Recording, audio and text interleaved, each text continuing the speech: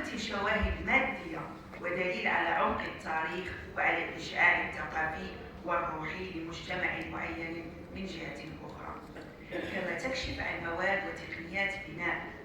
المستعملة من طرف العامة وليس الخاصة للعمارة الجنائزية مقابل معمار الأضرحة المتعلقة بكبار الشخصيات والملوك التي تشير من طرف السلطة الحاكمة بمواد وتقنيات مكلفة. ظاهريا تبدو مدينة الدار البيضاء مدينة حديثة العهد وذات مباني عصرية، غير أن التنقيبات الأثرية كشفت عن جذورها التي تعود إلى فترات ما قبل التاريخ. ونخص هنا بالذكر موقع سيدي عبد الرحمن ومحاجر وموقع أهل الغلام وغيرهم من المواقع الأثرية التي تعود إلى فترة ما قبل التاريخ. في القرن السادس عشر للميلاد وصف الحسن الوزاني والإفريقي مدينة أنفا بكونها مدينة رومانية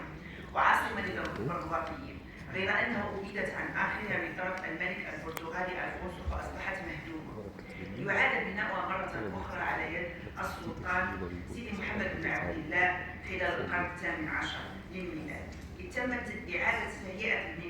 الميناء وتشييد المسجد العتيق والسقالة والحمام وإعادة بناء الأسوار والأبراج والأبواب. غير أنها في سنة 1917 ستتعرض المدينة من جديد للقصف على يد الفرنسيين ليحرق جانبها الغربي بمساكنه وساكنته. إبان فترة الاستعمار الفرنسي ستتم إعادة تهيئة مدينة الدار البيضاء مرة أخرى، وهدمت أجزاء كبرى من سور المدينة القديمة إضافة إلى بعض المباني التاريخية. في هذه المداخلة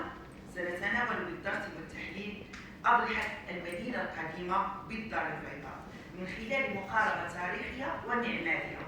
لكننا حقيقة واجهنا مجموعة من الصعوبات لكون أننا أمام مدينة هدمت وحرقت